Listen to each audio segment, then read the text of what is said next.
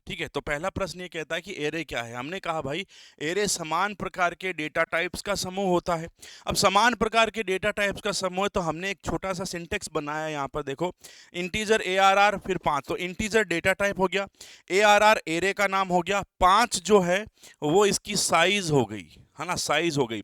इसे हम लोग जो है एक दूसरे शब्दों में एरे सबस्क्रिप्ट भी कहते हैं, एरे सबस्क्रिप्ट भी कहते हैं, है ना। यहीं से एरे की साइज पता चलती है। हमारे पास 5 वैल्यूज कौन सी है, 3 4 9 2 5, तो हम ये कह सकते हैं कि ARR नाम का एरे है जिसमें टोटल एलिमेंट्स 5 होंगे, और पांचों ही कैसे होंगे, पांचों ही इंटीजर प्रकार के होंगे। ठीक है, यानी कि समान प्रकार के डेटा टाइप्स का कलेक्शन एरे कहलाता है। ठीक है, समान प्रकार के डेटा टाइप्स का कलेक्शन एरर हो जाता है। ठीक है, तो यहां पर आपका हो जाएगा क्या, यहां पर आपका हो जाएगा आंसर डेटा संरचना जिसमें समान प्रकार के डेटा होते हैं। ठीक है, तो समान प्रकार के डेटा टाइप्स का समूह। ठीक है, पांचवा ऑप्शन वैसे भी नन ऑफ दीज होता है ना। पांचवा ऑप्शन नन ऑफ दीज होता है, उपरोक्त में से कोई नहीं।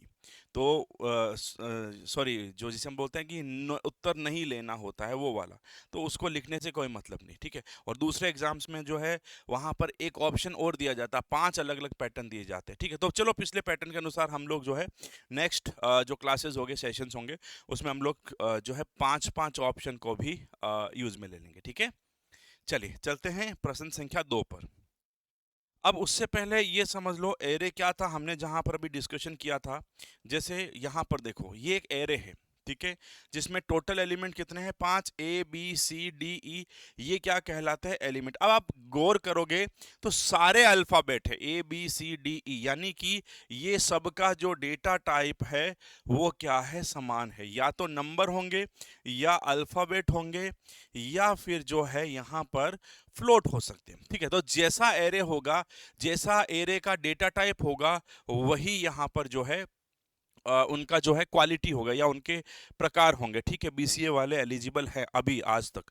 और यहाँ पर किसी भी डेटा टाइप का जो इंडेक्स है या जो बेस एड्रेस है वो हमेशा 0 होता है। ठीक है, इंडेक्स समझ लो मेन तो 0 से स्टार्ट होता है, यानी कि टोटल एलिमेंट कितने, 1 2 3 4 5। अगर किसी भी डेटा स्ट्रक्चर में टोटल एलिमेंट 5 है या टोटल एलिमेंट n है, और आपको पूछे कि उसका जो लास्ट इंडेक्स नंबर क्या होगा, तो फिर वो n-1 हो जाता है, यानी कि n यहाँ पर 5 है, तो 5 - 1 बराबर 4। इसलिए यहाँ पर जो है लास्ट इंडेक्स नंबर हमेशा 4 होगा। ठीक है, हाँ, क्लियर, हाँ हाँ कर देंगे बिल्कुल। ठीक है, हाँ, उसका एनालिसिस का 3.0 का एनालिसिस मैं ऑलरेडी करवा चुका हूँ, है ना। यूट्यूब पे कल ही एक वीडियो डाला था, उसको जाके देख लीजिएगा, है ना। और दूसरा, इसके जो पैटर्न है जिसके बेस पर हम लोगों को 1.0, 2.0, 3.0, इनके तीनों के पेपर जो है हम लोग कोशिश करेंगे आगामी सेशंस में, या संडे को एक मैराथन लगाएंगे जिसमें सारे बिहार के जो क्वेश्चन है वो हम लोग यहाँ पे कर लेंगे। ठीक है, BCA का अभी तो वैकेंसी कहाँ है, ये आप तो लास्ट सेमेस्टर के एग्जाम दो अच्छे से, है ना, आपका रिजल्ट आ जाएगा तब तक 4-5 महीने हैं अभी, तो तब तक देखो वैकेंसी आ जाती है। और अगर उसमें मेंशन है कि एग्जाम की डेट जो है उससे पहले क्वालिफिकेशन पूरा होना चाहिए, तब तो आपका BCA का रिजल्ट आना चाहिए। और अगर ये लिखा हुआ है कि एग्जामिनेशन की जो डॉक्यूमेंट DV होता है तब तक आपका रिजल्ट चाहिए, तो फिर वैसा हो जाएगा, है ना। चलिए, तो यहां पर हो गया पहला प्रश्न। दूसरा क्या कहता है, एक एरे के पहले तत्व का इंडेक्स नंबर क्या होता है। अब ये एरे की बात नहीं है, MCQ कब होगा, ये MCQ ही तो चल रहा है।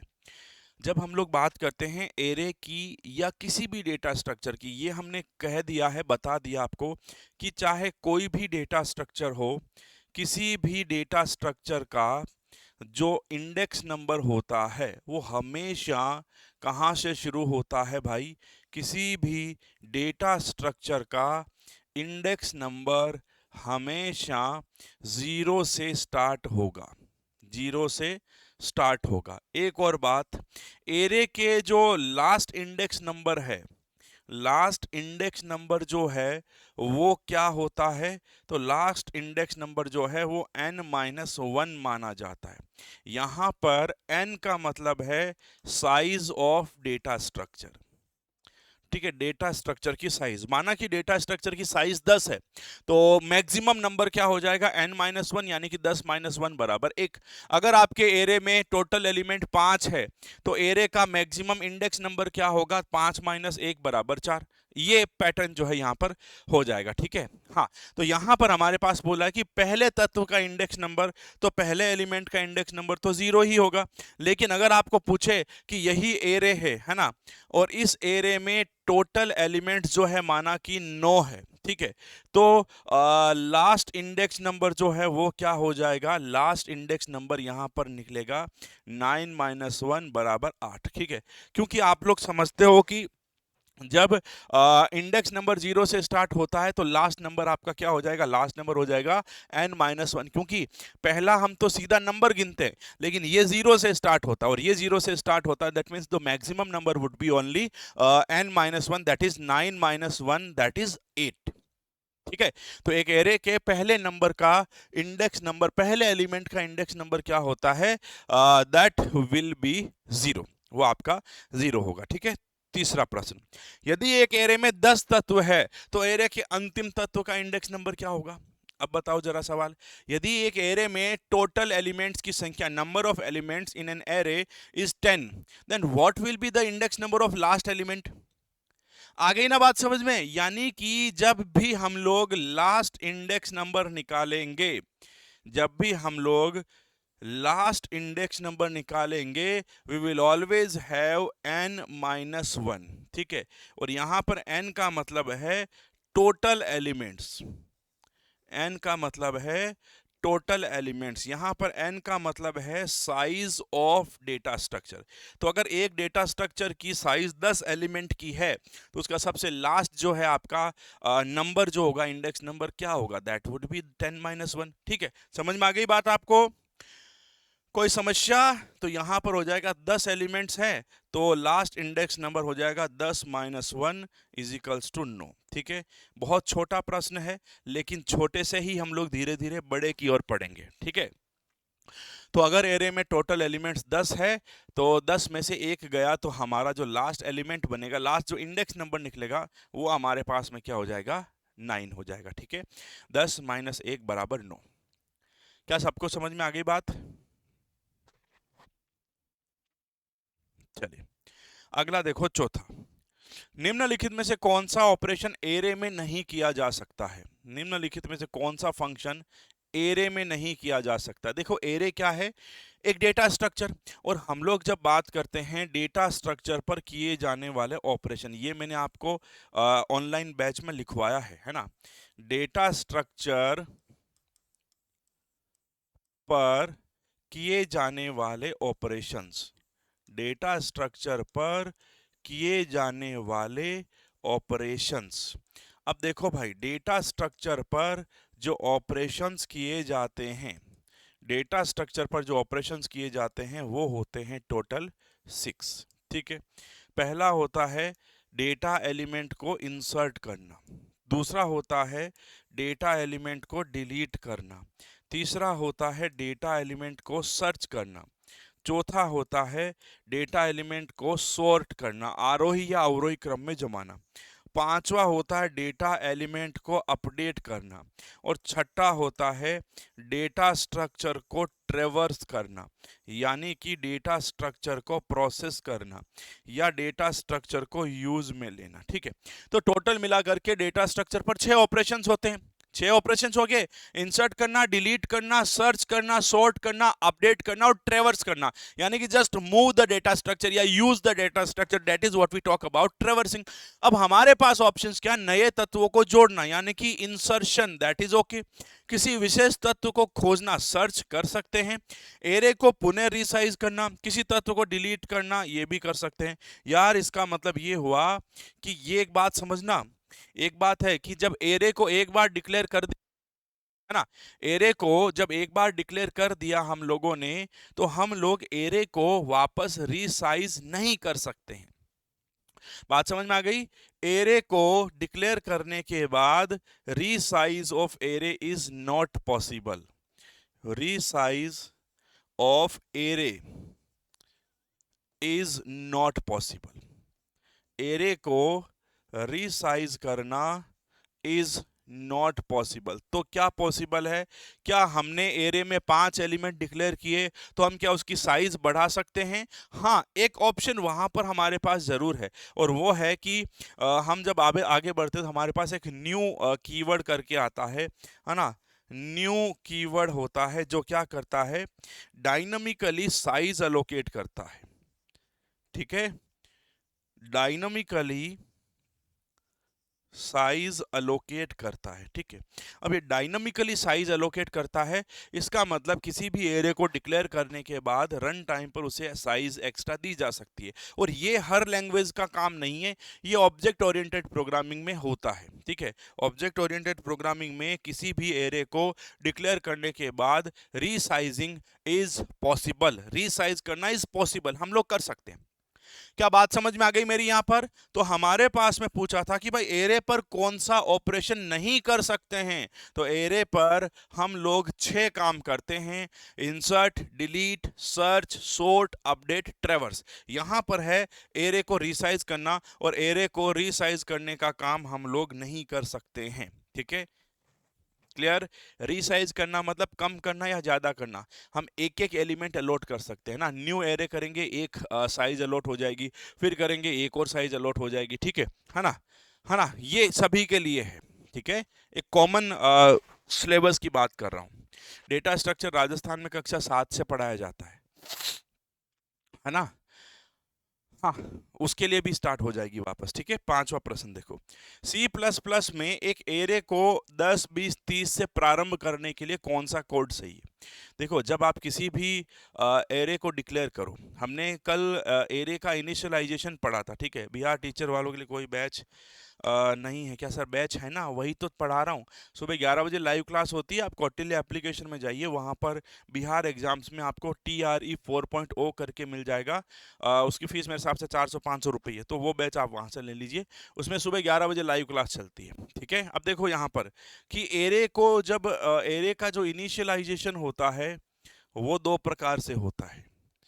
एरे का जो इनिशियलाइजेशन होता है वो 2 प्रकार से होता है। ठीक है, पहला होता है कंपाइल टाइम, पहला होता है कंपाइल टाइम इनिशियलाइजेशन। ये कंपाइल टाइम इनिशियलाइजेशन क्या होता है?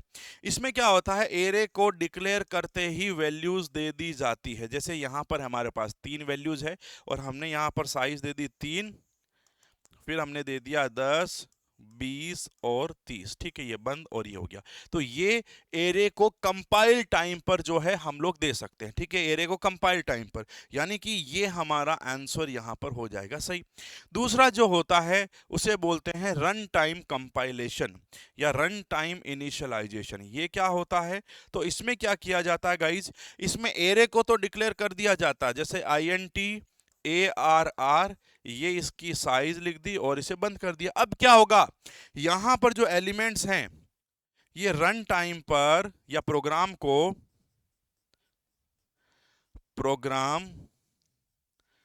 रन करने के दौरान, प्रोग्राम रन करने के दौरान जो एलिमेंट्स है वो कहां से लेंगे? यूजर से लेंगे। चलो, अब बात समझ में आ गई?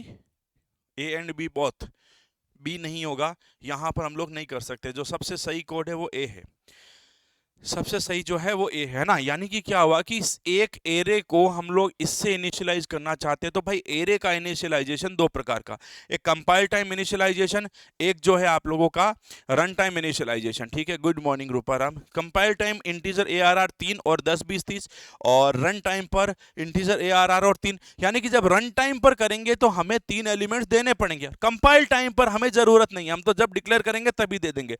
रन टाइम पर हमें एलिमेंट्स जो हैं वो यूजर से लेने पड़ेंगे। क्या सबको बात समझ में आ गई? तो यहां पर हमें बोला है कि 10, 20 और 30 से प्रारंभ करना है, that means compile time initialization की बात हो रही है।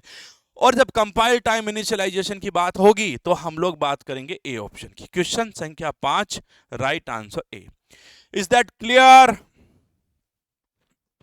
हाँ भाई, गुड मॉर्निंग, गुड मॉर्निंग सभी को, गुड मॉर्निंग। क्लियर? समझ में आ गई बात? चलिए, तो ये इनिशियलाइजेशन पर निर्भर करता है, कंपाइल टाइम और रन टाइम। और अगर हम ऐसे करेंगे तो ये कंपाइल टाइम है, और ये करके अगर प्रोग्राम चला के यूजर से वैल्यूज लेंगे तो फिर वो रन टाइम हो जाएगा। ठीक है, हाँ क्लियर? चलिए अगला प्रश्न देखते हैं, छठा प्रश्न। ठीक है, देखो एरे को डिक्लेयर करने के बाद हम लोग दो प्रकार से वैल्यू दे सकते हैं, या एरे का प्रारंभिकरण दो प्रकार से होता है, कंपाइल टाइम और रन टाइम। कंपाइल टाइम का मतलब होता है एरे को डिक्लेयर करते ही वैल्यू दे दो, और रन टाइम होता है कि जब एरे को डिक्लेयर कर दिया उसके बाद में प्रोग्राम को चलाएंगे, उसके बाद रन टाइम पर वो वैल्यू लेगा, तो वो रन टाइम है, ये कंपाइल टाइम है। कंपाइल टाइम मतलब जब प्रोग्राम को हम बनाने के बाद में उसमें एरर फ्री करने की काम करते हैं तो वो कंपाइल टाइम है, और रन टाइम जब प्रोग्राम चलेगा। ठीक है, हाँ भाई, अभी है बिहार के लिए BHPSCL के लिए क्लास, हाँ उसके लिए भी होगी, ऐसी कोई बात नहीं। ठीक है, बहुत क्लासें हुई है उसकी भी, उसके लिए भी और क्लास होगी, है ना। चलिए छठा देखो, एक एरे के अंतिम तत्व का इंडेक्स नंबर क्या होता है यदि एरे का आकार n है? ये प्रश्न पूछने के तरीके हैं, है ना। यदि एरे का अंतिम तत्व का इंडेक्स नंबर क्या होगा यदि एरे का आकार n है ना। बिहार के लिए पेड कोर्स स्टार्ट हो चुका है, शायद 400 या 500 रुपए उसकी फीस है, आप लोग ज्वाइन कर सकते हैं। ऑलरेडी उसकी 2 या 3 क्लासेस हो गई है, रोज सुबह 11 बजे उसकी लाइव क्लास चलती है एप्लीकेशन में। ठीक है, तो ये हमने किसी एरे की बात नहीं है, किसी भी डेटा स्ट्रक्चर की बात करो, किसी भी डेटा स्ट्रक्चर की बात करो, किसी भी डेटा स्ट्रक्चर की अगर साइज बराबर n है, ठीक है, या अगर आपको ये बोल दे कि अगर टोटल एलिमेंट्स की संख्या किसी भी डेटा स्ट्रक्चर में, अगर टोटल एलिमेंट्स की संख्या अगर n है, ठीक है ना, तो आपको पूछा जाएगा कि इंडेक्स नंबर की शुरुआत कहां से होगी भाई, तो इंडेक्स नंबर 0 से शुरू होता है। ठीक है, और अगर लास्ट की बात करें तो जो लास्ट इंडेक्स नंबर होगा, जो लास्ट इंडेक्स नंबर होगा वो होगा n-1। अब यहां पर हमें बोला कि एरे की साइज क्या है n, तो लास्ट इंडेक्स नंबर क्या होगा n-1, बस। ठीक है, आगे बात समझ में। तो सवाल जब थ्योरेटिकल कॉन्सेप्ट क्लियर हो जाता है तब आसानी होता है। ठीक है, देखो ये आप एप्लीकेशन में जाके चेक कर लीजिए कितना प्राइस है बैच का, वो आपको वहां पता चल जाएगा, मेरे हिसाब से 400-500 कुछ होगा प्राइस, है ना। हाँ, तो यहाँ पर क्लियर हो गया, आपको समझ में आ गया। n-1 होगा और एरे का अंतिम तत्व का इंडेक्स नंबर क्या होगा यदि टोटल n है, तो n है तो n-1। ठीक है, हाँ ठीक है, चलिए आगे बात करते हैं। देखो भाई सातवां, ये क्या कहता है, सी में एक एरे को 5, 10, 15, 20 से प्रारंभ करने का कौन सा कोड सही है। अब ये मैं नहीं समझाऊंगा, इसका आंसर आप दोगे। हाँ भाई, चलिए कॉन्सेप्चुअल चीजें समझ में आनी चाहिए। मैं हमेशा कहता हूं कि पीडीएफ से कुछ नहीं होता। मैं आप में से बहुत सारे स्टूडेंट लाइव बैच लेते होंगे मेरा, तो लाइव बैच में मैंने क्या कहा कि यूट्यूब की क्लास में आओ, और यूट्यूब की क्लास में आकर के आपको क्या करना है, यूट्यूब की क्लास में आकर के आपको एक रजिस्टर डालना है। उस रजिस्टर में क्या करना है, उस रजिस्टर में हम यूट्यूब में आज से स्टार्ट होकर यानी कि 2 दिन पहले से जितने प्रश्न करेंगे रोज के रोज उस रजिस्टर में लिखो आप। जैसे ये प्रश्न लिख लिया, इसका आंसर, चारों ऑप्शन मत लिखो, सीधा इसका आंसर लिख लिया, और ये कैसे आया ये उसका कॉन्सेप्ट वहां पर लिख लो। और मैंने कहा था जैसे ही आपके 5-7 दिन हो जाए उस पूरे रजिस्टर को वापस रिवाइज करो। ऐसे करते करते करते करते आपके एमसीक्यूज खतरनाक लेवल के हो जाएंगे, है ना। थ्योरी पढ़ रहे हो, आप बोलते हो सर पीडीएफ दे दो, पीडीएफ दे दूंगा, पीडीएफ की बजाय क्या होगा, आप एक नया रफ रजिस्टर डालो अलग से। उस रफ रजिस्टर में यहां पे जो प्रश्न करते हैं उनको रोज वहां पर लिखो, उनका उत्तर लिखो, कॉन्सेप्ट क्या है वो लिखो, है ना। जरूरी नहीं है लाइव क्लास में, बाद में रिकॉर्ड में देख सकते हो ना, यूट्यूब पे तो रहता है, और बाद में लिखो, फिर उनके कंसेप्चुअल चीजों को समझो, और हर संडे टारगेट करो, हर संडे उन्हें रिवाइज करो, है ना। हर संडे उन्हें रिवाइज करो, फिर मंडे से वापस क्लास करो, और जैसे ही 1 महीना हो जाए पीछे 4 जो संडे या 4 जो वीक में हमने किया वो पूरा वापस रिवाइज करो। अब एक सोचो कि जब आप इस खतरनाक तरीके से रिवाइज कर रहे होंगे तो आपकी तैयारी किस लेवल की हो जाएगी, सोचो। ये वाली बात है। अब यहां पर आपने बहुत सारा सी लिख दिया, लेकिन आपको मैंने कंसेप्ट कहां समझाया था भाई? कंसेप्ट यहां पर समझाया था, ये वाला। ये कंसेप्ट आपको समझ में आया नहीं, लेकिन आप यहां पर सी सी सी कर रहे हो। आपके लगातार सी करने से आंसर सही नहीं हो जाता है। और एक आंसर बार बार रिपीट मत करो, नहीं तो आपको जो है यहां से परमानेंट जो है इस्तीफा दे दिया जाएगा। ये जो है बी बी लगातार करने वाला जो भी है, अब आपका मैसेज वापस रिवाइज नहीं होना चाहिए, नहीं तो बस मैं एक ही बार धमकी देता हूं, बस अगली बार आपका काम हो जाएगा। ठीक है, क्लियर? बात समझ में आ गया? हाँ, बी आंसर हो जाएगा। और ये क्यों हुआ, ये कैसा है, ये कंपाइल टाइम है या रन टाइम, जरा ये भी बता दो मेरे को। ये कंपाइल टाइम है या रन टाइम है, ये भी बता दो। ये कंपाइल टाइम है या रन टाइम है? कंपाइल टाइम, बहुत गड़ी, बहुत बढ़िया। ये कंपाइल टाइम है। रन टाइम कब होता? जब 4 पे छोड़ देते और फिर बोलते प्रोग्राम जब चलेगा तब यूजर से हम लोग जो है इनपुट लेंगे, वो रन टाइम होता। बहुत बढ़िया। अगला देखो 8। एरे में कितने प्रकार के एलिमेंट्स हो सकते हैं? केवल एक प्रकार के एलिमेंट्स, कोई भी प्रकार के एलिमेंट्स, दो प्रकार के एलिमेंट्स, या तीन प्रकार के एलिमेंट्स? इसको फ्री कर दो भाई को।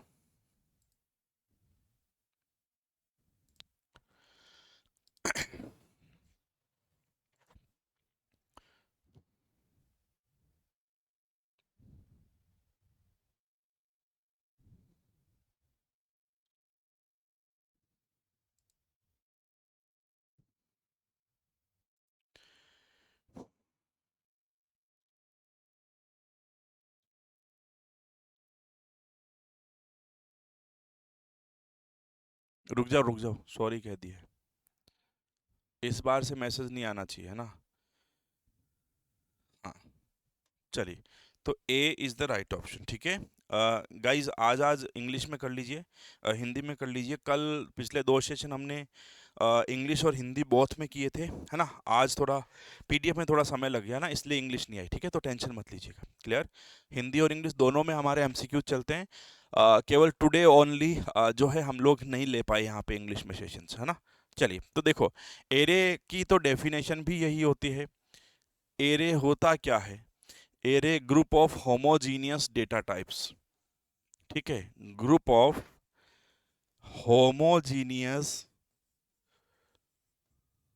जिसे हम लोग बोलते हैं समान प्रकार के, या हम लोग सीधा सीधा कहते हैं सजातीय डेटा टाइप्स। ठीक है, समान प्रकार के डेटा टाइप्स का समूह जो होता है वो एरे कहलाता है। और अगर यहाँ पर असमान हो, है ना, तो फिर हम लोग बात कर सकते हैं किसकी? असमान में हम लोग बात कर सकते हैं स्ट्रक्चर की। ठीक है, चलिए। सी में एक एरे का मान कितने तत्वों का हो सकता है? अब देखो, अगर हम लोग एक एरे बनाए, एक एरे अगर डिक्लेयर करें, तो वो मैक्सिमम उसकी साइज कितनी हो सकती है? 2 साइज, 4 साइज, कोई भी साइज हो सकती है, या अधिकतम 10 साइज। एरे को जब हम लोग डिक्लेयर करते हैं तो इसमें total elements, number of elements जो होते हैं वो कितने हो सकते हैं? बताओ जरा। हाँ, ये देखो, नंबर ऑफ एलिमेंट्स जो हैं वो किसी भी डेटा स्ट्रक्चर में, number of elements in any data structure, किसी भी डेटा स्ट्रक्चर में हम खाली एरे की बात नहीं कर रहे हैं, हम सभी की बात कर रहे हैं। ठीक है, तो number of elements in any data structure, इसकी कोई लिमिट नहीं है। ठीक है, और इसको ऐसा भी कहा जाता है कि ये डिपेंड्स ऑन मेमोरी, है ना, यानी कि कंप्यूटर मेमोरी पर डिपेंड्स करता है। ठीक है, बट इससे कोई खास फर्क नहीं पड़ेगा। हमारा आंसर हमेशा ये होगा कि कोई भी साइज हो सकती है, आप जितने एलिमेंट इंसर्ट करना चाहो वो कर सकते हैं, देयर इज नो लिमिट। ठीक है, किसी भी साइज का डेटा स्ट्रक्चर आप लोग बना सकते हैं। ठीक है, साइज मैटर करती ही नहीं है ना? चलिए अगला देखो। हाँ, सी में एरे के किसी एलिमेंट को एक्सेस करने के लिए कौन सा सिंटेक्स प्रयोग में लिया जाता है? देखो, अगर आपको किसी भी एरे का कोई भी एलिमेंट उठाना है, ठीक है। तो देखो क्या होगा यहाँ पर कि अगर हम लोग बात करेंगे सी में एरे के किसी एलिमेंट को एक्सेस करने के लिए कौन सा सिंटेक्स, जैसे एक बात करते हैं, एक एरे डिक्लेयर करते हैं। यहाँ पर देखो हमने लिखा इंटीजर ARR, यहाँ पर लिख दिया 3 और यहाँ पर हमने लिख दिया 10, 20 और 30। ठीक है, कोई प्रॉब्लम नहीं है। यानी कि ARR नाम का एरे है, टोटल एलिमेंट 3 है और तीनों ही किस प्रकार के हैं, इंटीजर प्रकार के। ARR नाम का एरे है जिसमें टोटल एलिमेंट्स 3 है और तीनों ही किस प्रकार के हैं, इंटीजर प्रकार के। एक बहुत इंपॉर्टेंट बात है वो ये है कि एरे में हम लोग ये बड़ा ब्रैकेट यूज में लेते हैं, इसे हम लोग एरे सबस्क्रिप्ट कहते हैं, इसे हम लोग एरे सबस्क्रिप्ट कहते हैं, है ना।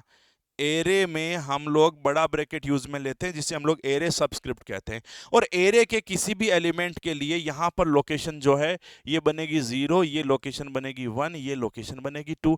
तो हमें अगर पहला एलिमेंट देखना है तो हम लोग यहाँ पर लिखेंगे 0, अगर हमें दूसरा लेना है तो हम यहाँ पर लिखेंगे 1, और अगर हमें यहाँ पर तीसरा एलिमेंट लेना है तो हम लोग यहाँ पर लिखेंगे 2। अब देखो यहाँ पर तो 0 पे कौन है 10, दूसरे पे कौन है 20, ये कौन सा 3। तो ये यहाँ पर जो ये 0 है अंदर, ये क्या है, ये है इंडेक्स नंबर। तो हम लोग किसी भी एरे में से कोई भी एलिमेंट अगर उठाना चाहते हैं तो हमें उसका एलिमेंट लोकेशन नंबर पता होना चाहिए। तो हम क्या करेंगे, हम यूज करेंगे ARR और बड़े ब्रैकेट का यूज करेंगे। ध्यान रखना, देखो 3 प्रकार के आंसर होते हैं। अगर छोटा ब्रैकेट है, देखो समझिएगा, अगर छोटा ब्रैकेट है तो उसे हम लोग प्रोग्रामिंग लैंग्वेज में फंक्शन कॉल कहते हैं। अगर छोटा ब्रैकेट है तो उसे हम लोग फंक्शन कॉल कहते हैं, यानी कि इसका प्रयोग करके फंक्शन डिक्लेयर होते हैं। अगर हमारे पास में मंझला कोष्ठक है तो ये किसी पर्टिकुलर ब्लॉक को बताता है, ठीक है। यानी कि ये कोई फंक्शन है, इस फंक्शन का यहां से लेके यहां तक ब्लॉक है तो वो मंझले कोष्ठक से बनाया जाता है ना। और अगर बड़ा ब्रैकेट है तो उसे हम लोग प्रोग्रामिंग में क्या कहते हैं भाई, एरे सबस्क्रिप्ट। इसका प्रयोग करके एरे को डिक्लेयर किया जाता है, इसका प्रयोग करके एरे की साइज को बताया जाता है। कोई समस्या यहां तक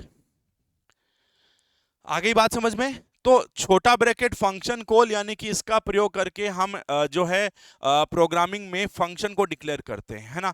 अगर हमारे पास मंझला कोष्ठक है तो उसका प्रयोग करके हम लोग किसी भी फंक्शन के ब्लॉक को, किसी भी लूप के ब्लॉक को बताते हैं कि भाई ये जो लूप है वो यहां से शुरू होके यहां पर खत्म हुआ तो ये क्या हो जाएगा, ये ब्लॉक हो जाएगा। और सबसे बड़ा ब्रैकेट जो है उसे एरे सबस्क्रिप्ट कहते हैं, है ना। एरे का सबस्क्रिप्ट कहते हैं जिसका यूज करके एरे को डिफाइन किया जाता है। बात समझ में आ गई? हाँ, तो एरे की साइज को बताने के लिए, एरे को डिक्लेयर करने के लिए जो बड़ा कोष्ठक बताते हैं वो क्या है, वो एरे सबस्क्रिप्ट कहलाता है। ठीक है, आई होप आपको समझ में आ गया होगा। तो ये चीजें इंपॉर्टेंट है, इसलिए बोलते हैं कि बेसिक्स को मजबूत बनाओ, इतना मजबूत बनाओ कि प्रश्न कितना भी भारी आ जाए लगता उसमें बेसिक ही है ना, लगता तो उसमें बेसिक ही है। तो वो बेसिक समझ में आना जरूरी है। ठीक है, आगे बात करते हैं 11। यदि एक एरे ARR5 में एलिमेंट्स 1 2 3 4 5 है, देखो माना कि एक एरे डिक्लेयर कर दिया है इंटीजर प्रकार का ARR, यहां पर हमारे पास एलिमेंट हैं 5। एरे में टोटल एलिमेंट कितने हैं भाई, टोटल एलिमेंट है 5। हमने यहां पर दे दिए पांचों एलिमेंट 1 2 3 4 और 5। ठीक है, अब देखो ये स्टोर कैसे होंगे मेमोरी में, ये ऐसे स्टोर होंगे। इन एलिमेंट्स को मेमोरी में कुछ इस प्रकार से स्टोर किया जाएगा। ये देखो इन एलिमेंट्स को मेमोरी में कुछ इस प्रकार से स्टोर किया जाएगा। ठीक है, हो गया। हम यहां पर रखेंगे 1, ये रखेंगे 2, ये रखेंगे 3, ये 4 और ये 5। ठीक है, इनका जो इंडेक्स नंबर है ना, इनका जो इंडेक्स नंबर है वो कहां से शुरू होगा भाई, आपको बता रखा है 0 1 2 3 और 4। अब हमें इनको कैसे एक्सेस करना पड़ेगा भाई, ARR, और अगर यहां पर हम 0 लिखें तो ARR, अगर यहां पर 1 लिखें तो ARR यहां पर अगर 2 लिखें तो, और ARR अगर यहां पर 3 लिखें तो, एंड ARR यहां पर 4 लिखें तो। अब एलिमेंट्स तो हम सीधे सीधे उठा सकते हैं ना यहां पर। तो देखो भाई, 0 पे कौन है? 0 पे 1 है, 1 पे कौन है? 2, ये 3, ये 4, ये 5। तो ये कंसेप्ट समझ में आ गया। इसका मतलब लाइफ जिंगालाला। अब देखो यहां पर आओ कि हमें पूछा है ARR 2 पे कौन है। तो ARR 2 पे कौन है भाई? यहां पर हो जाएगा 3, यानी कि C। आया बात समझ में? कैसे आया ये प्रश्न का आंसर, कैसे बना? कुछ डी दे रहे हैं, कुछ ए दे रहे हैं, कुछ सी दे रहे हैं, इतना वेरिएशन क्यों? इसका लॉजिक समझो। लॉजिक ये वाला है, ये समझ में आ गया? अरे भाई, एक छोटी सी बात समझाने की कोशिश कर रहा हूं कि किसी भी डेटा स्ट्रक्चर का इंडेक्स नंबर हमेशा 0 से स्टार्ट होता है, और इसके पहले मैं 10 तारे लगा रहा हूं। ये इतना इंपॉर्टेंट है जितना तुम लोग नहीं हो तुम्हारे लिए, है ना? सीधा सीधा है कि किसी भी डेटा स्ट्रक्चर का इंडेक्स नंबर हमेशा 0 नंबर से स्टार्ट होता है, 0 से स्टार्ट होता है। और अगर हमें पूछे मैक्सिमम इंडेक्स नंबर, यानी कि सबसे लास्ट इंडेक्स नंबर क्या होगा, तो भैया n-1 होगा। ये n कौन है? ये n जो है वो साइज ऑफ डेटा स्ट्रक्चर है, या इसे हम लोग total elements in data structure कहते हैं। Total elements in data structure कहते हैं। और ये कहानी इतनी इंपॉर्टेंट है कि आप इस चैप्टर में बार बार पढ़ोगे, और ये आपको समझ में आना बहुत जरूरी है। ये नहीं आया तो कल्याण हो जाएगा। हाँ, अब देखो यहां पर ऐसे ये चीजें जो इतनी सारी मैंने लिखी है ना, ये आपके दिमाग में चलनी चाहिए। इतना लिखने का जरूरी नहीं है। ये तो चलो हम शुरुआती दौर में कुछ एमसीक्यूज कर रहे हैं, इसलिए मैं इतना इतना लिख लिख के बताने की कोशिश कर रहा हूं। अगली बार से ये प्रश्न यूं सॉल्व होना चाहिए, यूं एकदम। अब देखो, एरे ARR 5, ARR 5 मतलब 5 कौन? 5 है n।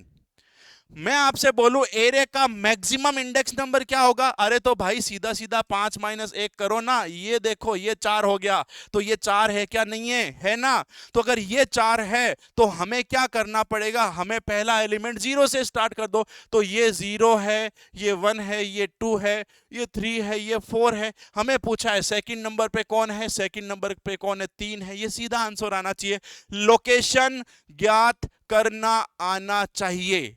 किसी भी डेटा स्ट्रक्चर की लोकेशन हमेशा 0 से स्टार्ट होती है, और maximum index number is what are the data. सबसे मैक्सिमम नंबर्स कितने हैं? अगर किसी भी डेटा स्ट्रक्चर में 10 एलिमेंट्स हैं, then the last index number would be what? 10 - 1, that is 9। And the initial index number of any data structure would be only 0. अरे भाई, नंबर सिस्टम पढ़ा है जीवन में कभी? किसी भी नंबर सिस्टम में सबसे पहला नंबर 0 ही होता है। फिर बाइनरी है तो एक छोटा यानी कि 1, ऑक्टल है तो एक छोटा यानी कि 7, डेसिमल है तो एक छोटा यानी कि 9, और उसके आगे हेक्साडेसिमल है तो एक छोटा यानी कि 15। ठीक है? हाँ, this is the basic concept, है ना? Basic concept. 70,000 वैकेंसी आने वाली है बिहार में। इस वैकेंसी में आपको लगना ही लगना है। अपने घर में 2-4 मेंबर और हैं जिन्होंने अगर कंप्यूटर साइंस में कुछ किया तो उनको भी तैयारी करवाना स्टार्ट करो। ऑलरेडी बैच लॉन्च किया जा चुका है, और उसमें लाइव क्लासेस भी स्टार्ट हो गई है ना? तो सभी के सभी दोज हु आर डेडिकेटेड, जिनको इस वर्ष मास्टर बनना है बिहार में, उन सभी को ये बैच लेना है और अपनी तैयारी को जारी करना। मैंने कहा था कि जो अपन ऑनलाइन बैच में पढ़ेंगे वही यहाँ पर हम लोग क्लास में भी चलाएंगे। तो जब यहाँ पर प्रैक्टिस हो रही है, थ्योरी वहां पर पढ़ रहे हो, रोज के 2-2 सेशन आपको लाइव दिए जा रहे हैं, तो और क्या चाहिए आपको? हाँ, फुल कोर्स होगा भाई, बिल्कुल, क्यों नहीं होगा। जब हम कोर्स में टॉपिक पढ़ रहे हैं, डेटा स्ट्रक्चर टॉपिक पढ़ा रहा हूँ थ्योरी आपको, और वापस वही डेटा स्ट्रक्चर के एमसीक्यू करा रहा हूँ आपको 8:15 इतना मैच करके चलाने की कोशिश कर रहा हूँ। और अगेन देखो, वहां पे जो टॉपिक हमने कल एरे को अच्छे से पढ़ा था, उसी के एमसीक्यूज करवाए आज। और ये एमसीक्यूज जो है ना, वो सारे के सारे आपको किसी ना किसी प्रीवियस पेपर में आए हुए ही हैं। प्रश्न जो है वो बनते नहीं है, वो बने हुए मिलते हैं कहीं ना कहीं। ठीक है, यहां तक कोई समस्या हो तो बताओ। प्रश्न संख्या 11, कोई समस्या समझ में आ गया? इंडेक्स नंबर समझ में आ जाना चाहिए, डेटा स्ट्रक्चर की साइज समझ में आ जाने चाहिए, किस प्रकार से एलिमेंट्स को हम लोग स्टोर करते हैं ये समझ में आ जाना चाहिए। पीजीडीसी वाले कंप्यूटर टीचर के लिए होगा क्या? देखो भाई, 6 से 8 तक मेरे हिसाब से पीजीडीसी होना चाहिए।